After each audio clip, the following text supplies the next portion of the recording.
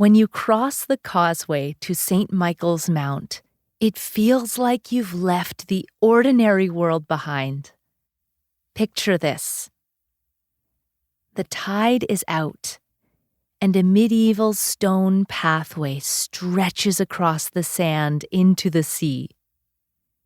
It's gleaming in the morning light, and the sea spreads on either side of you. You're walking into the ocean, and ahead rises the mount itself, a granite island crowned with a medieval castle and an ancient church at its peak, climbing straight out of the water like something from a dream. The wind whips your hair across your face and presses against your chest. Pools of seawater glint in the gaps between rocks, and strands of dark seaweed drape across the path, like offerings left behind by the retreating tide. The air tastes of brine. Everything feels elemental: stone, water, wind, and sky. I've watched pilgrims walk this causeway dozens of times, and something happens to their posture about halfway across. They straighten. Their chins lift. There's a moment when you can see them decide to stop shrinking.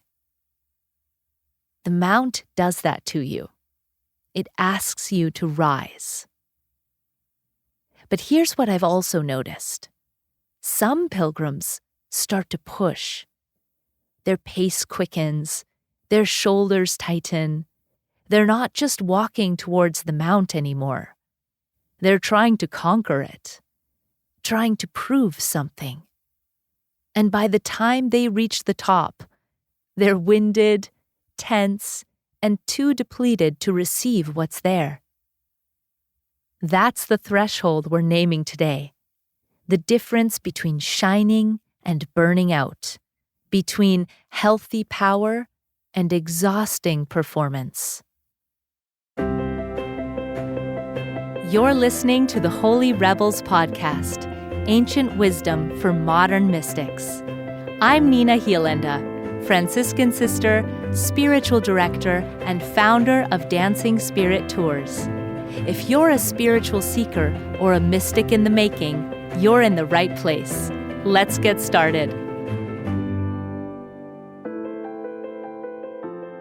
This is episode 4 of the Soul's 8 Thresholds of Transformation. We're walking together through an 8-part audio pilgrimage. Each week, I'm giving you one of the 8 traditional Celtic thresholds that the soul crosses when it's ready.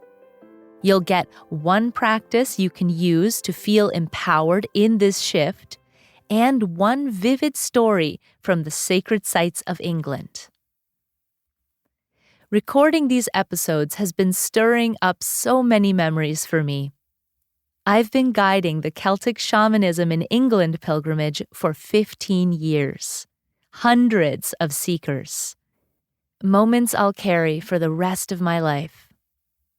The woman who forgave her mother at Glastonbury. The man who finally wept at Avebury after years of holding grief.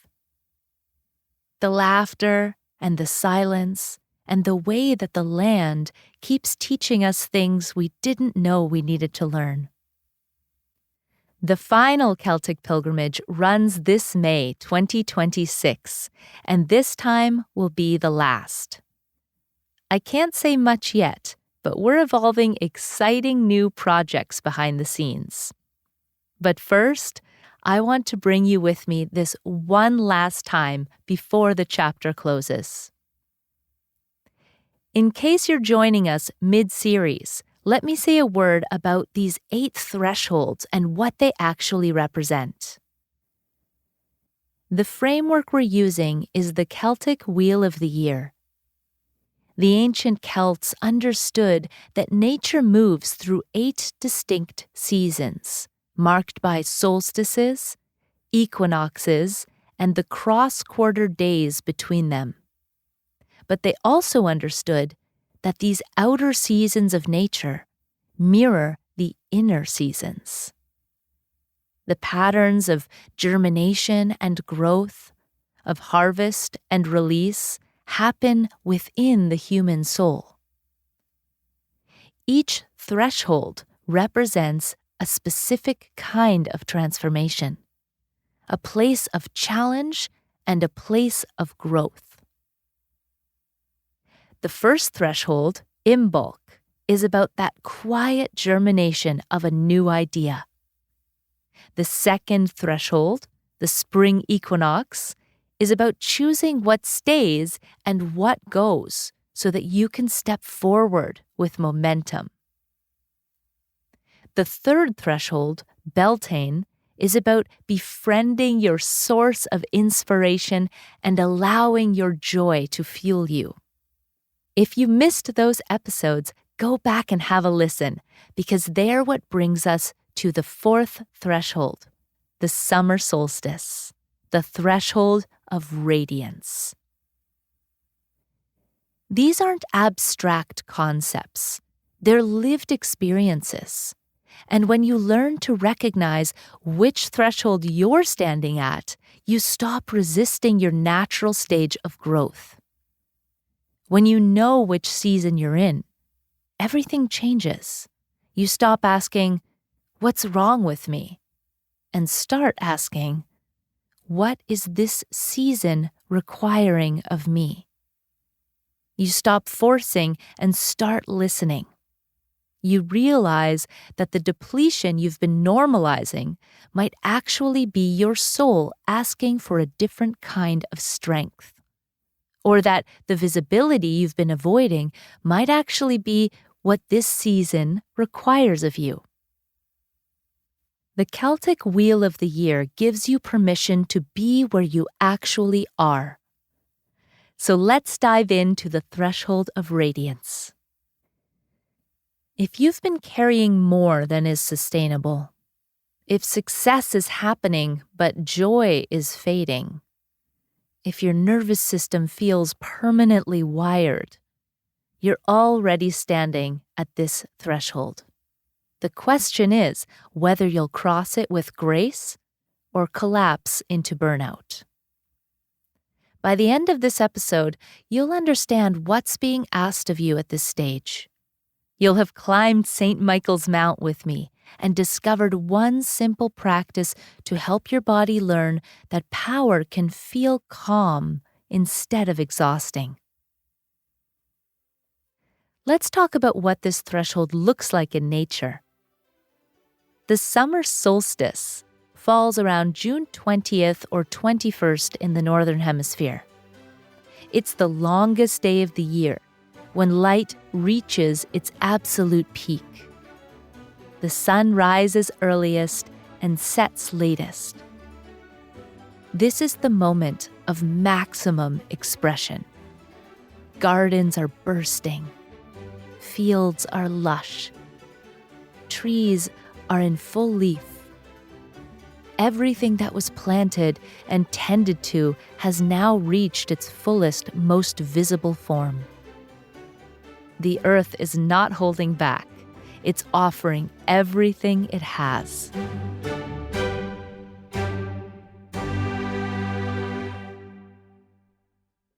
On a spiritual level, the summer solstice is the season when you're called to stand in your full power, to let yourself be seen, to offer your gifts without apology.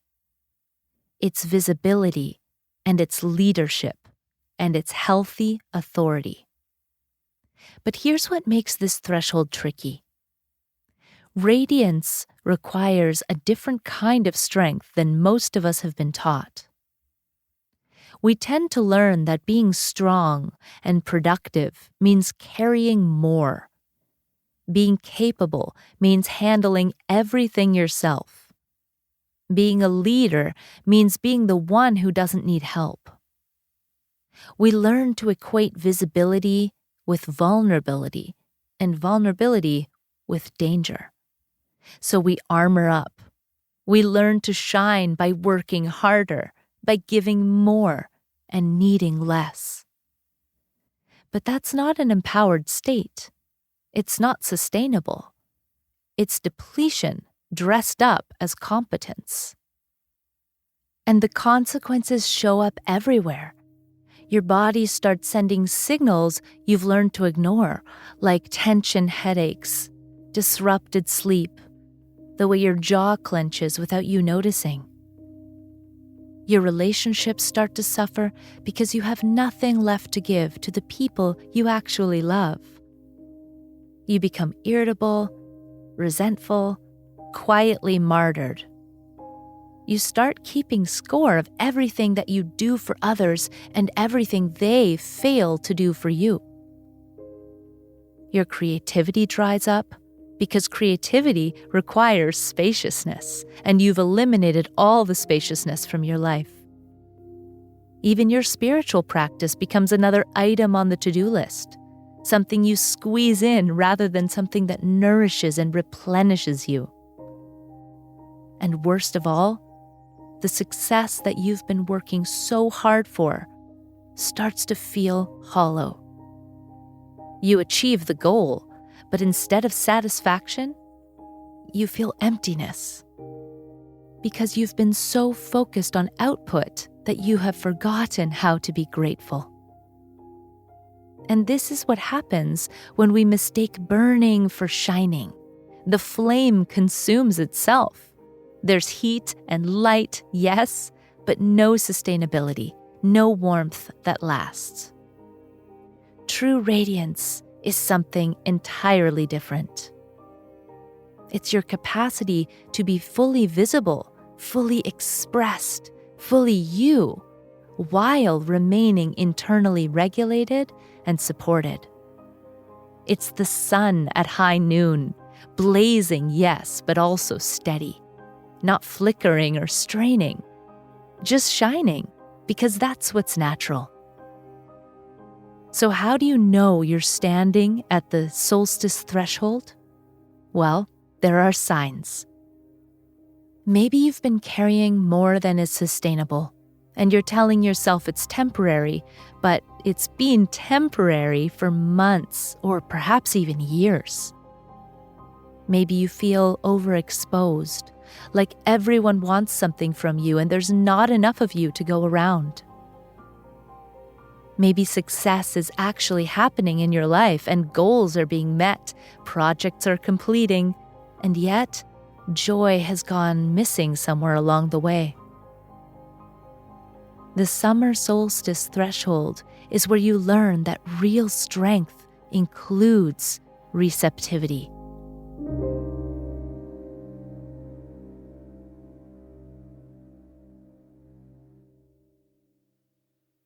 Now, there are two common ways people stumble at this threshold. The first is trying to be the sun for everyone. You become the one who holds it all together, the reliable one, the capable one, the one people turn to because you never say no and you always deliver. This feels like strength because you're needed, right? But what's actually happening is that you're burning your reserves.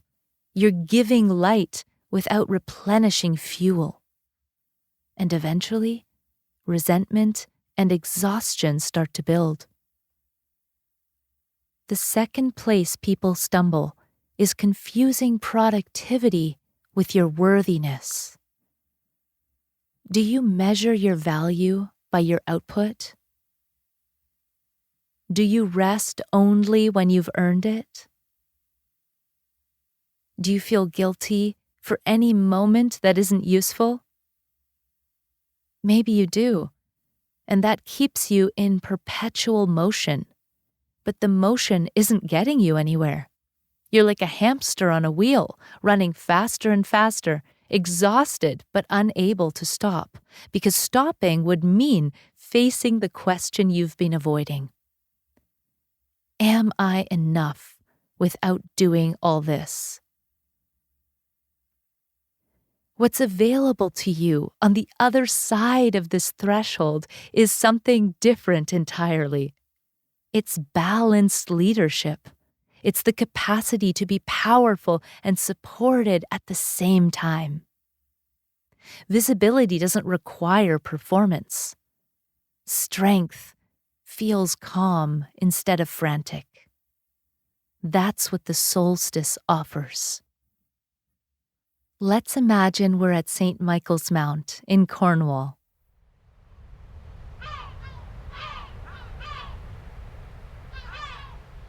We arrive at low tide, early morning. The causeway has emerged from the sea, a cobblestone pathway stretching across the sand toward the island. The mount rises ahead of us, dramatic and ancient, its castle and church silhouetted against a pale blue sky. The walk across takes about 15 minutes. You feel the crunch of wet sand and stone beneath your boots. Seabirds wheel overhead. The wind carries the smell of salt and seaweed. With every step, the ordinary world recedes behind you and something new and older emerges. I always tell pilgrims to notice their pace at this crossing. Are you rushing? Are you trying to get there faster than necessary? Is there a push in your body? A tightness in your shoulders? A forward lean that suggests you're working rather than walking? This is useful information because the mount will ask you to climb. And if you arrive at the base already tired, then the ascent will feel like a battle instead of a pilgrimage. How you approach St. Michael's Mount is how you approach the challenges of your life.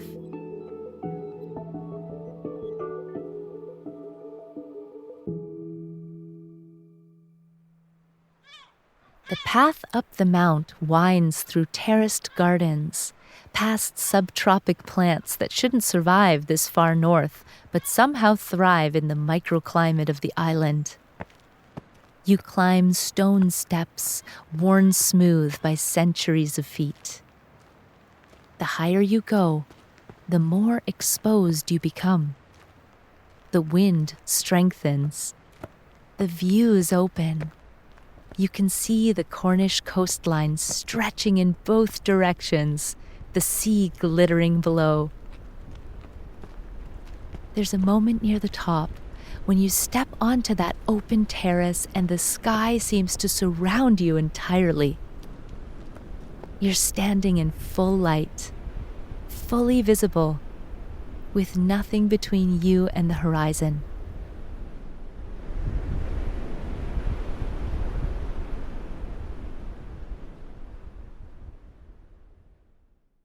This is where something interesting happens to people. Some pilgrims arrive at this spot and immediately start doing, taking photos, checking things off the list, moving to the next viewpoint. They're at the top, but they're not actually here. They've brought their productivity with them, and it's blocking their experience.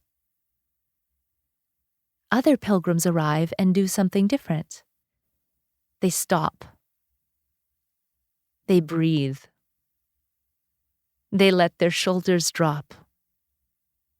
They allow themselves to be held by the stone and the mount beneath their feet and the wind against their skin. They look out at the sea and they let it look back at them. A few years ago, a woman I'll call Margaret stood on that terrace for a long time. She ran a nonprofit organization, oversaw a staff of 40 people, raised 3 kids, and had been, in her own words, the strong one for as long as she could remember. I was standing beside her when she reached for her phone. I watched her hand move toward her pocket. That automatic gesture that so many of us do, you know the one. The need to check. to make sure that nothing was falling apart in the hour she'd been unreachable. But then she stopped. She took her hand out of her pocket and she put it against the stone wall of the church instead. And she looked up, and above the entrance stands a statue of Archangel Michael, the patron of the Mount. He's depicted in his traditional pose, sword raised, standing victorious over the dragon, wings spread wide. But what struck Margaret wasn't the battle. It was his face. He looks so calm, she noted. He's in the middle of this cosmic battle between good and evil, and look, he looks exactly like where he's supposed to be. There's no panic, just certainty. Her eyes filled with tears. I've been carrying everyone. I've been the sun for my organization, the sun for my family, the sun for everyone who needs something. And I thought that was strength. I thought that's what leaders do. She paused. The wind was whipping her hair around her face. She glanced back up at Michael. But look at Michael. He's not exhausted. He's not trying to prove anything. He's just doing what he was made to do. She shook her head slowly. The sun doesn't try to be the sun. It just shines. It doesn't grip, it doesn't push, it doesn't exhaust itself trying to convince everyone it's bright enough. It just is what it is.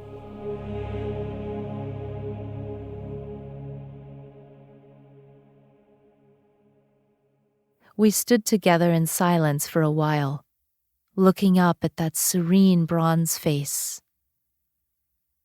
Then we talked about the Archangel Michael. He is traditionally associated with courage, protection, and clear strength. In the old stories, Archangel Michael doesn't fight with strain. He fights with calm. His power is not frantic. It's rooted. He knows who he is and what he's here to do. And that knowing makes him effective. He doesn't need to prove his strength.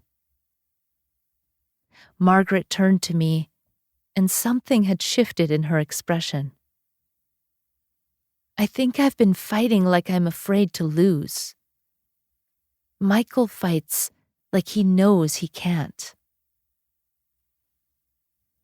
This is the solstice threshold. Not the absence of power, but the transformation of power, from gripping to grounded, from straining to steady, from being the sun for everyone else to being simply the sun that shines.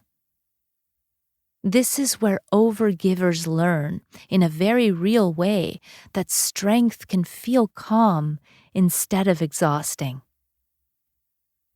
And if you're feeling something stirring in you as you listen, if this is touching something you've been carrying, pay attention.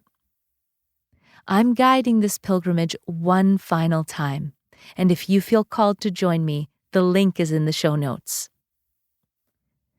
When you're standing at the summer solstice threshold, your body is sending specific signals. Your shoulders are often tight, carrying the weight that may or may not be yours. You might feel wired, like you're running on adrenaline, even when nothing urgent is happening. There's a particular kind of pressure that comes when you feel responsible for everything. That pressure, it lives in your chest, like a heaviness, a compression. You might notice it most acutely when someone asks you for something and your first thought is, I can't possibly take on one more thing, but you find yourself agreeing anyway. If the thought of someone helping you creates a softening in your body, you know you're ready to cross this threshold. If imagining someone saying, "Let me carry that for you," makes your eyes sting with unexpected tears, that's your system telling you it's time to put down the weight of the world. The next right move is to practice being responsible while staying regulated. Let support be part of your strength. That's not weakness, it's wisdom. When we talk about the power of tenderness, there's a mystic whose voice becomes essential in this conversation. And if you've been listening to this series, you might be able to guess who I mean. Someone who understood that God's strength includes mercy. Someone who saw no contradiction between fierce protection and gentle holding. I'm speaking about Julian of Norwich. Julian lived in the 14th century.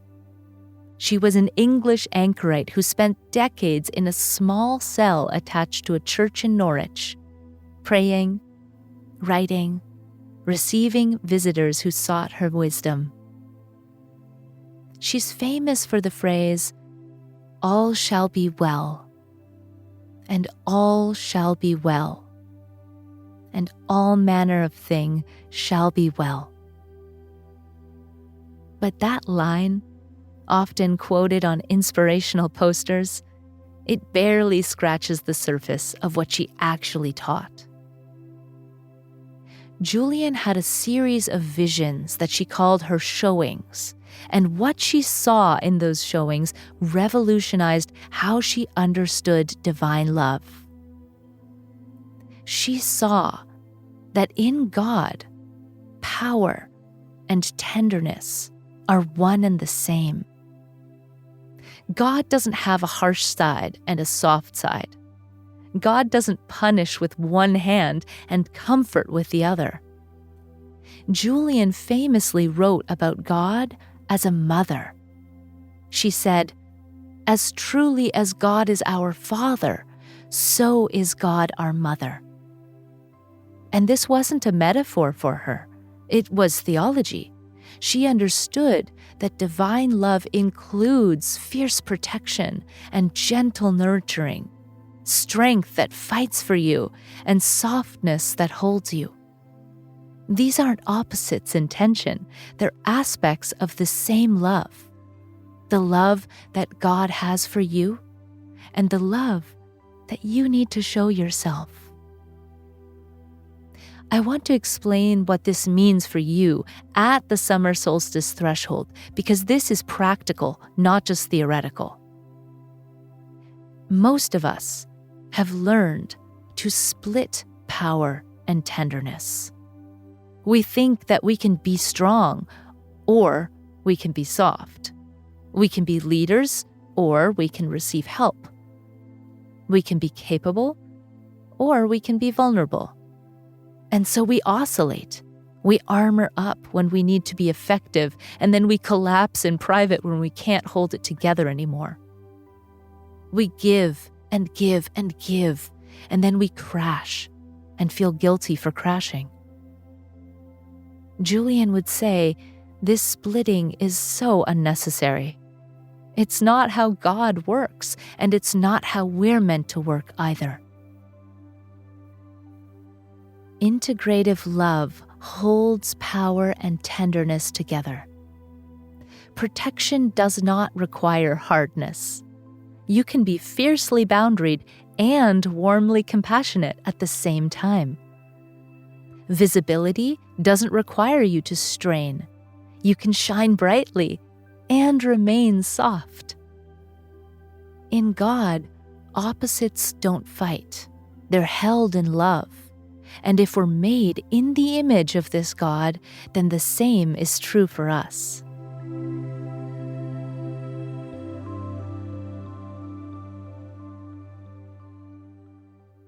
Think about what this means for the way that you lead your life. Overgiving is often a way to earn safety. Somewhere along the way, you learned that your value comes from your usefulness, that people will love you if you're helpful enough, capable enough, indispensable enough. So you keep giving, not from overflow, but from fear. And you call it generosity when it's actually self-protection. When you confuse leadership with control, you grip. You micromanage. You can't delegate because you don't trust anyone could do it like you can. When you perform capability instead of receiving help, you're building walls. You're isolating. You're saying, "I'm fine," when you're not fine. You turn down offers of support because accepting them would mean admitting that you need something. And slowly, you become isolated inside your own self-sufficiency. Julian's theology invites a different way. Offering without overfunctioning. Receiving without guilt. Being the one who leads and the one who leans. Not alternating between these, but holding them together, the way that God holds them together. So here's an anchoring mantra that I want you to carry this week. Real strength is love that stays integrated under pressure.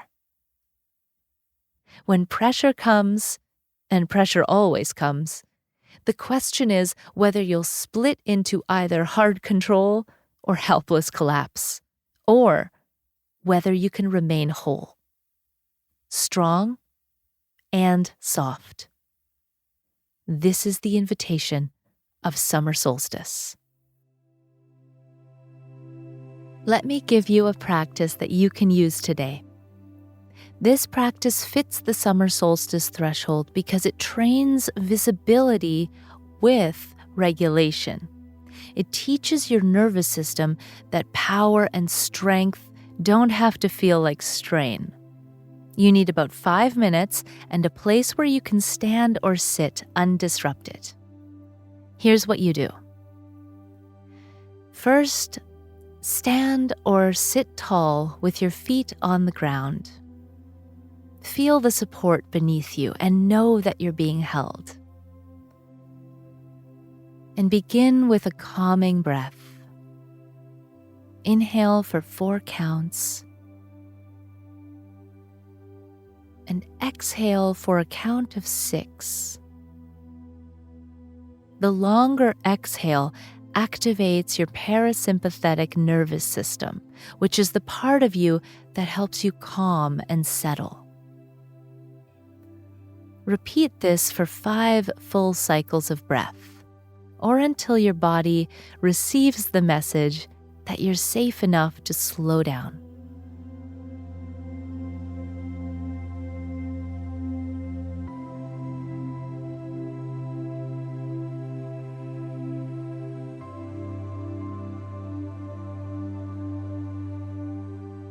Then place one hand on your chest and one hand on your belly. This is a way of connecting the 2 centers where you often split. The heart wants to give, and the gut knows what you need. Say these words out loud or silently to yourself. Say, "Strength and tenderness belong together in me."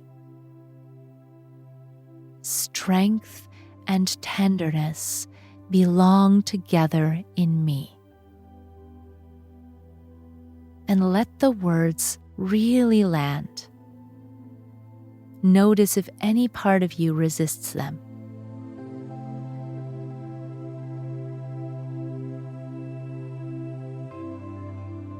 When you feel grounded, choose one way that you can receive today. This is a gift you're giving yourself. It could be asking for help with something specific, It could be delegating a task you've been holding on to, or saying no to a request that would cost too much of you. Pick one thing to relieve the stress. Make it concrete. And then commit to yourself to follow through before you go to sleep tonight. It's worth asking yourself, where am I trying to be the sun for everyone else? And what is it costing me? Maybe you're the one who holds your family together, the one everyone calls when they need something.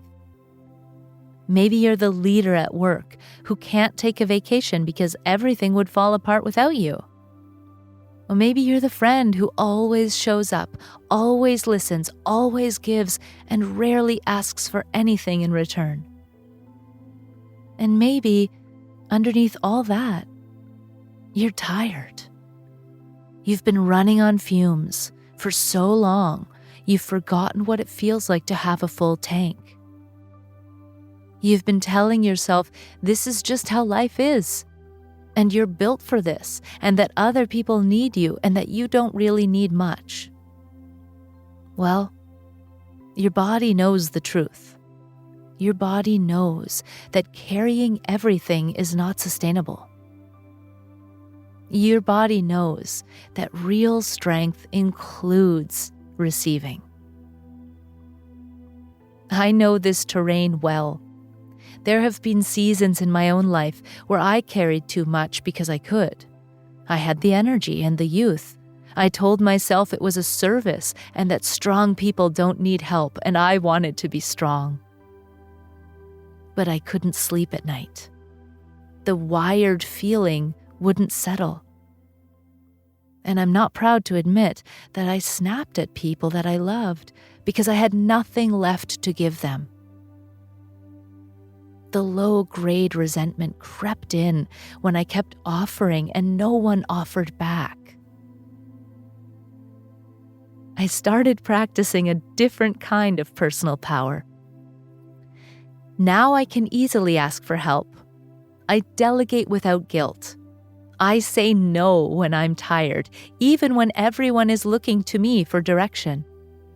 And ever since making that decision, my work has improved. My relationships improved, my energy levels spiked, my joy increased. I didn't lose my capacity to lead. I gained steadiness and presence. I stopped flickering my light here and there, and I stepped fully into my radiance. This is what it means to cross the summer solstice threshold. Radiant strength without strain. Healthy reciprocity that lets you shine without carrying everything alone. The most successful and happiest people will always tell you, I couldn't have done it alone.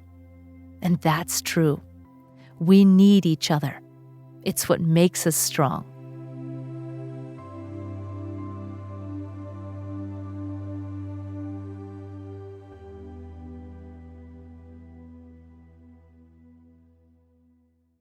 So let's place this in the larger arc of where we've been. In episode 1, we crossed the Imbolc threshold, getting in touch with your inspiration and planting seeds for new beginnings. In episode 2, we crossed the spring equinox threshold, practicing discernment and consciously choosing your priorities. In episode 3, we crossed the Beltane threshold, owning your desires and living your embodied joy. And today, at the summer solstice, we crossed the threshold of radiance, full visibility, healthy power, the capacity to shine without burning out. This is the peak of light. From here, the Celtic wheel begins to turn toward harvest, toward shadow and release. The second half of the cycle asks very different questions than the first half. What have you grown? What is ready to be received? What needs to die so something new can live. Next week, we will move into Lammas, the first harvest, the threshold of receiving. This threshold is about letting nourishment actually land. If you've ever felt guilty for having good things, or you deflect compliments, or if you work hard but struggle to enjoy the fruits of your labor, if you give easily but receive awkwardly, this next episode is for you. We're going to a place where the land itself teaches you how to take in what's being offered, and I can't wait to share it with you. Before we close, I want to tell you that last week I hosted a free live class called The 8 Seasons of the Soul and How to Know Which One You're In. We had an incredible turnout. People from all over the world joined us for a 75-minute conversation about these thresholds. If you missed it, the replay is still available for a few more days. You can click the link in the show notes and watch it now. In that class, I teach the full 8 threshold framework and what each season represents, how to recognize it in your body and life, the common ways that people get stuck, and the gift waiting on the other side of that threshold. You'll leave knowing which season you're actually in and what it's asking of you. Your soul already knows the way, and this class just gives you the language for it.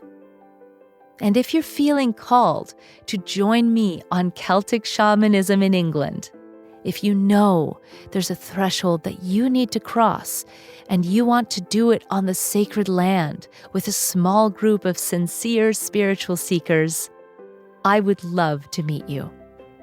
The final Celtic Shamanism in England pilgrimage runs May 23 to June 2nd, 2026. If your heart says yes, that's your sign. The registration link is in the show notes. As we close, let me return to the question at the heart of this series. What is the next threshold your life is asking you to cross? If it's the summer solstice, the threshold of radiance, of learning to shine without strain, of letting strength include support, know that you don't have to figure this out alone. My friend, may you stand in your full power without armor. May you let yourself be seen. And may you discover that tenderness and strength are not opposites, but partners. Until next week, trust the mystic within you.